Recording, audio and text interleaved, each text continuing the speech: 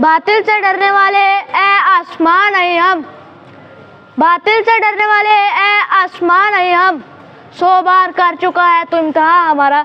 जनाब सदर, मोहतरम असातिज़ा कराम और मेरे हम मकतब साथियों, अस्सलामु अलैकुम। 65 की जब जंग हुई, 65 की जब जंग हुई, कुफर पे दुनिया तंग हुई, रहमत हमारे संग हुई, आया था दबाने दब गया बातिल, आया था दबाने दब गया बातिल, आया था झुकाने झुक गया बातिल, आया था मिटाने मिट गया बातिल, कत्ल हुआ फिर खुद वहाँ कातिल। सदर अल-वकार,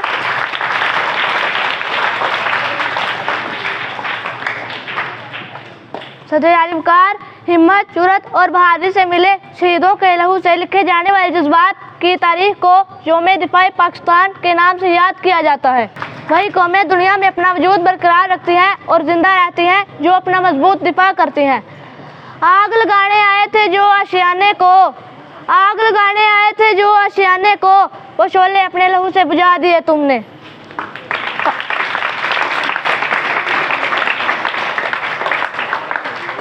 पाकिस्तानी कौम ने भी 6 सितंबर 1965 की शब-ए गैर एलानिया जंग का मुकाबला करके ये साबित कर दिया कि वो भी जारहियत का मुंह तोड़ जवाब देने की भरपूर सलाहियत रखती है।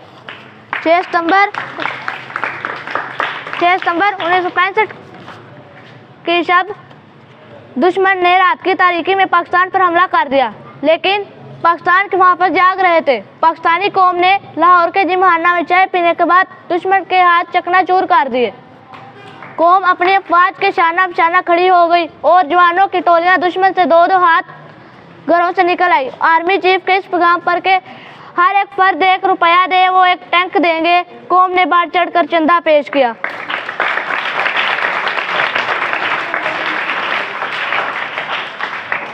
एक फर्ज निभाना है मुझको, एक फर्ज निभाना है मुझको, एक कर्ज चुकाना है मुझको, कुछ खून की बूंदे हैं मुझ में, कुछ खून की बूंदे हैं मुझ में, इनको भी लुटाना बाकी है।